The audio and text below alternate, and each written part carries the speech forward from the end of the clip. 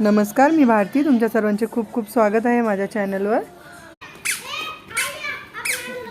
गुंडू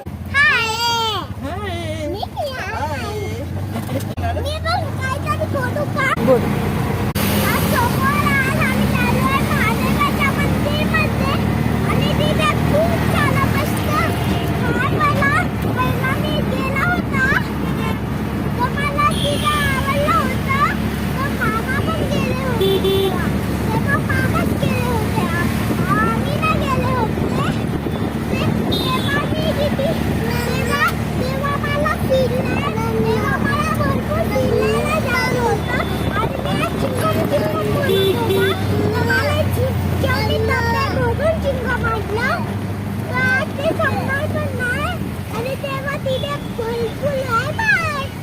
लाडो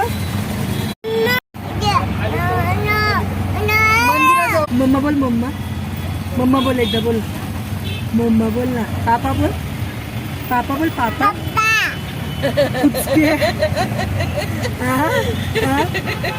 mamma बोल सांगते. Mamma बोल सांगते. मम्मा नाही बोलत. मम्मा बोल ना.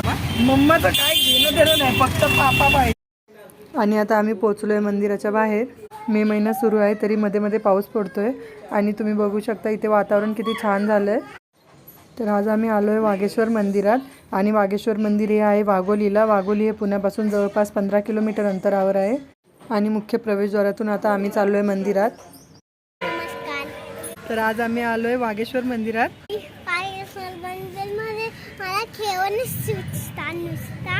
मी दर सोमवारी महादेवाच्या मंदिरमध्ये जातो पाया पडल्याला.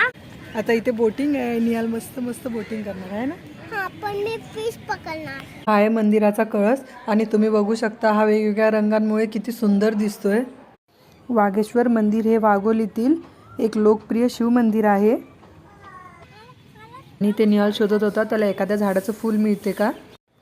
मंदिराच्या आवारात तुम्हाला पाहायला मिळेल दगडी दीपमाळ.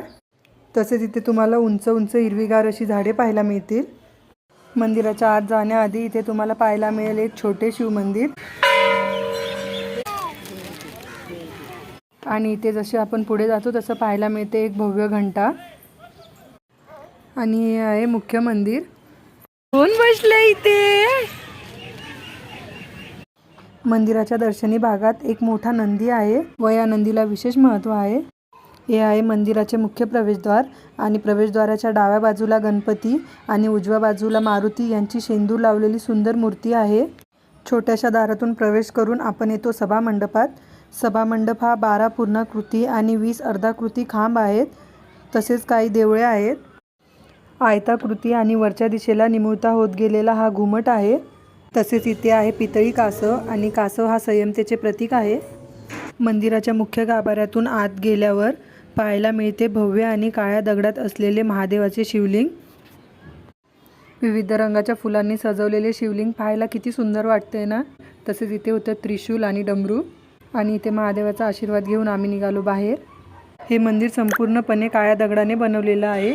तसेच मंदिरावर बारीक कोरीव असं नक्षीकाम आहे. तसेच त्यावर विविध देवी देवतांच्या मूर्त्या कोरलेल्या आहेत. मंदिर परिसरात तुम्हाला बऱ्याच गोष्टी पाहायला मिळतील आणि मंदिर परिसराचा आवार खूप मोठा आणि प्रशस्त आहे. तसेच तुम्हाला इथे भरपूर हिरवीगार अशी झाडे पाहायला मिळतील आणि हिरवळच दिसेल. मंदिराच्या बाहेर इथे होत्या या पादुका, त्याचे आम्ही दर्शन घेतले. मंदिराच्या उजव्या बाजूला महाराष्ट्राचे वारकरी परंपरा दर्शविणारे दृश्य आहेत. त्यात संत तुकाराम महाराज, श्री विठ्ठल रुक्माई आणि संत ज्ञानेश्वरांची मूर्ती आहे. तसेच इतर गावकरी तुम्हाला पाहायला मिळतील आणि हे तुम्हाला बघताना असं वाटेल जसे हे खरेच आहेत, कारण का बनवणाऱ्यांनी खूप सुंदर पद्धतीने ते बनवलं आहे. आणि मंदिराच्या डाव्या बाजूला आहे वाघेश्वर तलाव. तलावाचे इथे दृश्य खूप सुंदर आहे आणि तिथे असे कट्टे बनवले आहे ज्यावर बसून तुम्ही निसर्गाचा आनंद घेऊ शकता. निर्वाणीला जर आपण एखादी गोष्ट करायला सांगितली तर ती करतच नाही, तसंच ती इथे करत होती. ए लाड गुंडी, तू गुंडी आहे. तू गुंडी आहे. निहाल तू काय आहे. निहाल शहाणा दादा आहे माझा. ए निर्वाणी काय पण खायचं नाही. निर्वाणीला आपल्या हातात जर पाण्याची बॉटल दिसली तर तिला पाणी प्यायचंच असते. इथे निर्वाणी खाली पडली होती आणि ती स्वतः राहिली. कुठे लागलं निर्वाणीला? तिथे लागलं. पाऊस पडत होता त्यामुळे बोटिंगसाठी आम्हाला बराच वेळ वेट करावा लागला.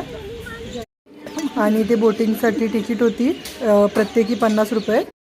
तिकीट घेऊन आम्ही आत आलो आणि मग नंतर इथे आम्हाला दिलेत जॅकेट. नियाला त्याच्या साईजचं जॅकेट पाहिजे होता आणि तो येईपर्यंत आम्हाला बराच वेळ थांबावं लागलं. फेसबुकवर व्हिडिओ बघताय तर पेजला नक्की फॉलो करा. नियाला इथे जॅकेट भेटत नव्हतं त्याच्या साईजचं म्हणून तो चिडचिड करत होता. नियाल जॅकेट घाल. पण ते बोट चालवणारे खूप चांगले होते. जोपर्यंत त्याचं जॅकेट नाही भेटलं तोपर्यंत त्यांनी बोट चालूच नाही केली. ते स्वतः जाऊन नियालसाठी जॅकेट घेऊन आले आणि नंतर मग त्यांनी बोट चालवायला सुरुवात केली. इथे दादा ताईंना शूट करत होते आणि ताई दादांना. आणि इथे सुरू झाली बोटिंग. आई खूप घाबरत होत्या त्यामुळे त्या घट्ट पकडून बसल्या होत्या. बऱ्याच वेळानंतर बोटिंग करत होतो त्यामुळे जरा भीती वाटत होती. आणि त्यात नियाल आणि निर्वाणीला सांभाळायचं होतं. आणि हा तलावातून मंदिराचं दृश्य किती सुंदर दिसतंय बघा. आणि आमचे कॅमेरामॅन. सुरुवातीला आईला आणि मला भीती वाटत होती पण जसा वेळ गेला तसा आईची पण भीती कमी झाली आणि माझी पण भीती कमी झाली. आणि नियाल निर्वाणी पण मस्त बघत होते बाहेरचं दृश्य. पक्ष्यांचा किलबिलाट, पाण्याचा आवाज खूप छान वाटत होता ऐकायला. आणि बऱ्याच दिवसानंतर अशी शांतता अनुभवली होती त्यामुळे खूपच बरं वाटत होतं. असं पाण्याकडे बघितलं की खूप शांत वाटते. ए निर्वाणी, ए मला वाटते थोड्या वेळ निर्वाणी झोपून जाईल. निर्वाणीचा बोटिंगचा पहिलाच अनुभव होता पण तिने आम्हाला अजिबात त्रास नाही दिला आणि ती मस्त खेळत होती. बोटिंग करत असताना मध्येच पाऊस सुरू झाला आणि पावसात बोटिंग करायला तर अजून भारी वाटत होतं. व्हिडिओ बघतच आहात तर व्हिडिओला लाईक करा, तसेच चॅनलला सबस्क्राईब करा आणि बेल आयकॉनवर क्लिक करा म्हणजे माझ्या प्रत्येक येणाऱ्या व्हिडिओचे नोटिफिकेशन्स तुम्हाला मिळत राहील. आणि जशी आमची बोटिंग संपली तसा मस्त पाऊस सुरू झाला होता आणि इथे सुरू झाली होती निहाल आणि निर्वाणीची मस्ती. तसाच इथे सुरू झाला आहे निहालचा डान्स. निहाल निर्वाणी पावसात भिजायचा एक पण चान्स सोडत नाहीत आणि आम्ही निर्वाणीला पकडत होतो म्हणून ती इथे पळत सुटलेली. खूप मस्ती करत होती ती. बघता बघता पाऊस खूपच वाढला त्यामुळे इथे काही लोक आम्ही आडोशाला उभे राहिलो तर काही खाली बसलेले. जसा थोडा पाऊस कमी झाला तसे आम्ही सगळे निघालो.